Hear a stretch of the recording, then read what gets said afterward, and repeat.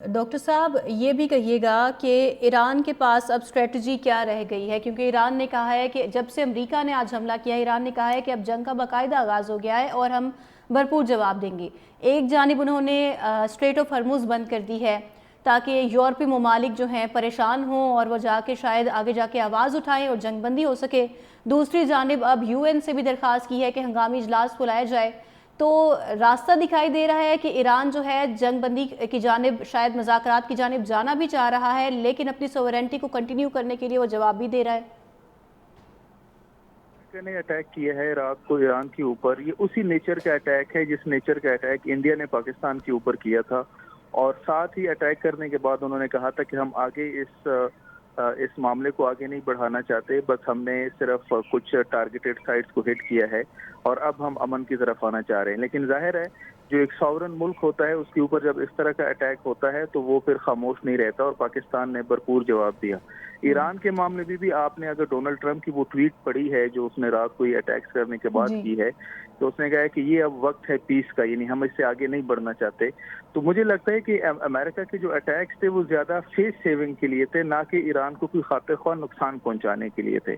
क्योंकि ईरान की तरफ से जो स्टेटमेंट्स आई हैं वो यही आई हैं कि हमने जो जौहरी हमारी तनसीबात थी हमने पहले ही उसको महफूज मकाम पे शिफ्ट कर दिया था और अब तक काफी टाइम गुजर चुका है। अगर न्यूक्लियर साइट पे कोई बहुत बड़ा नुकसान हुआ होता तो शायद वो सामने आ जाता, किसी रिपोर्ट हो जाता। तो उससे लगता ये है कि अमेरिका ने तो इसराइल की, चूंकि इसराइल की काफी ज्यादा इन्फ्लुएंस है इसराइली लॉबी की, जेविश लॉबी की अमेरिका में, तो ट्रंप के ऊपर काफी प्रेशर था, तो उस प्रेशर को रिलीज करने के लिए, फेस सेविंग के लिए उन्होंने ये अटैक्स किए हैं। लेकिन अलबत्ता जैसे आपने सवाल में पूछा, ईरान की तरफ से रद्द अमल आएगा। और मतलब देखें, जो जंग होती है इसमें ज्यादातर चीजें लोग इसलिए करते हैं कि अपनी ईगो को सेटिस्फाई करने के लिए करते हैं, जैसे ट्रंप ने किया, जैसे इसराइल कर रहा है और जैसे इसराइल के जवाब में ईरान कर रहा है। लेकिन रैशनैलिटी का तकाजा ये है कि किसी एक साइड को थोड़ा सा जो है वो लचक दिखानी होती है, थोड़ी सी फ्लेक्सिबिलिटी दिखानी होती है। तो ईरान की तरफ से रद्द अमल आएगा, लेकिन अगर ये रद्द अमल कैलकुलेटेड हुआ और रिस्ट्रेंट अटैक हुआ, जैसे उन्होंने सुबह भी इसराइल के ऊपर शायद कोई अटैक्स किए हैं, तो फिर तो शायद ये मामला यहाँ पे रुक जाए और दुनिया के बाकी ममालिक डिप्लोमेसी को चांस दे दे। लेकिन अगर वो जो ईरान की तरफ से रिटेलिएशन है वो बड़ी हद पे हो गई, मतलब उसकी जो इंटेंसिटी है वो ज्यादा हो गई, तो शायद फिर अमेरिका दोबारा इस तरफ आएगा और फिर ये जो जंग है ये मजीद जो है वो तूल पकड़ेगी। तो रशिया ने कई बार इस बारे में बात की है कि हम मुज़ाकरात के लिए आगे बढ़ना चाहते हैं और ईरान ने भी बतौर सालिस रशिया को कबूल किया है, आमादगी जाहिर की थी। इसके अलावा दीगर ममालिक हैं, चाइना है, अरब कंट्रीज़ हैं। आपको क्या लगता है कौन सा की प्लेयर बन के, कौन सा मुल्क ऐसा है जो अभी भी सामने आ सकता है सूरत हाल को थोड़ा बेहतर और स्टेबल करने के लिए? सुनहरी मौका है, बिकॉज चाइना जो है वो एक इमर्जिंग वर्ल्ड पावर है और चाइना राइस के ऊपर बहुत ज्यादा लिटरेचर भी प्रोड्यूस हो रहा है दुनिया में। ऐसे ममालिक, ऐसे मौकों के ऊपर जब कोई उभरती हुई ताकत होती है, वो अगर अपनी डिप्लोमेटिक स्किल्स दिखाए और कोई बहुत बड़ी जिसको कहते हैं ब्रेक थ्रू कर लें, तो वो उनके नाम पे या उनके क्रेडिट पे बहुत बड़ी चीज आ जाती है। तो मैं ये समझता हूँ कि चाइना को एक फाल किरदार अदा करना चाहिए। हालांकि चाइना की ये पॉलिसी नहीं है, बिकॉज वो एक इकोनॉमिक इंटरडिपेंडेंस और इकोनॉमिक उसके ऊपर ताल्लुकात के ऊपर बिलीव करती हैं, बिकॉज चाइना ये समझता है कि मजीद ताकत हासिल करने के लिए फिलहाल हमें इस तरह के मामला से दूर रहना है। ठीक है डॉक्टर साहब, साथ रहिएगा। डॉक्टर उमा बकाई हमें ज्वाइन कर चुकी हैं। बहुत शुक्रिया डॉक्टर साहिबा, आपने हमें ज्वाइन किया।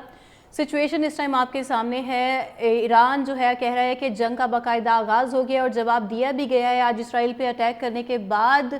आपको क्या लगता है, रीजनल पीस सरवाइव कर पाएगा या अभी सिचुएशन जूं की तूं ही रहेगी? मेरा तो ख्याल है कि सिचुएशन एस्केलेट कर सकती है।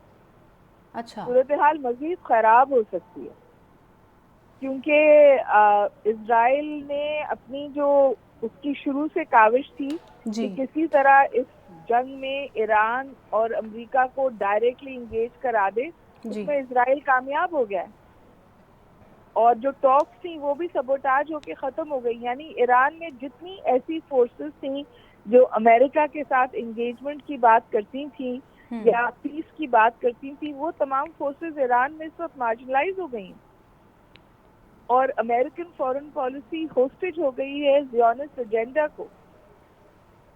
तो ये अमेरिका जो है वो इजराइल की बका और इजरायली प्राइम मिनिस्टर की सियासी बका के हसूल के लिए इस जंग का हिस्सा बन गया, जो इजराइल तवातुर के साथ चाह रहा था पिछले 1-1.5 साल से।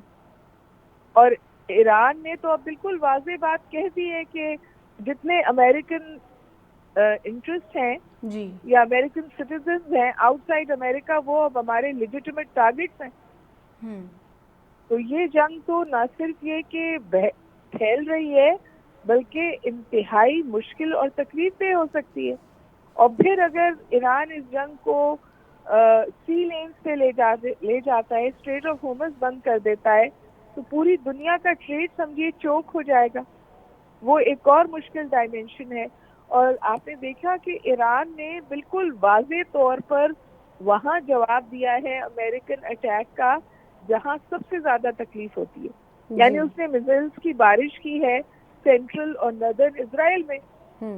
और अब तक की खबरें आने तक कोई 34 लोग जो हैं वो वुंडेड हैं। तो बावजूद एसिमेट्री ऑफ पावर के इजराइल ये मिसाइल्स को नहीं रोक पा रहा है। जी। और जिस तौर का ईरान ने जवाब दिया था, इसी वजह से इजराइल ने ईरान को जंग में समझिए एंगेज करने के लिए मजबूर किया है। अभी तक तो यूएस स्ट्रेटेजिक रिस्ट्रेंट का मुजाहरा कर रहा था, और जो यूएस ने अटैक किया है वो लार्जली सिंबॉलिक है। ईरान की न्यूक्लियर कैपेसिटी को कोई नुकसान नहीं पहुंचाया है अमेरिकन अटैक में। वो उसको वहां से रिमूव कर चुके थे, इस बात पर टोटल कंसेंसस है। लेकिन दुनिया को मैसेज क्या गया? दुनिया को मैसेज ये किया गया कि दो nuclear powers US and Israel ने मिलकर एक non nuclear compliant treaty engaged मुल्क पर हमला किया। यानी ज्यादा से ज्यादा मुल्क जो हैं अब न्यूक्लियर पावर हासिल करने की कोशिश करेंगे, क्योंकि आपने एक ऐसा न्यू नॉर्मल क्रिएट किया है इजराइल ने अमेरिका के साथ मिलकर कि जिसकी लाठी उसकी भैंस। Humanitarian law, human rights, rule of law, United Nations, ये रद्दी के कागज बन गए जी। तो जाहिर है अब हम एक बहुत खतरनाक दुनिया की तरफ आगे बढ़ रहे हैं, और सफबंदियां, खामोश सफबंदियां हो रही। अगर ये सफबंदियां और मजबूत हो गई तो फिर आप एक ग्लोबल कॉन्फ्लिक्ट की जो समझिए ग्लोबल कॉन्फ्लिक्ट की रेसिपी बिल्कुल तैयार है। और क्योंकि Iran has not backed of, Iran ने विद इन आवर्स इजराइल पे दोबारा हमला किया है।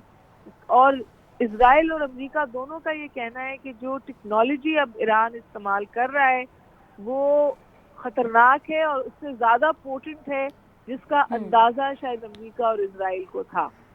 तो ये सिचुएशन इम्प्रूव होने की जगह मैं समझती हूँ और ज्यादा क्रिटिकल हो रही है।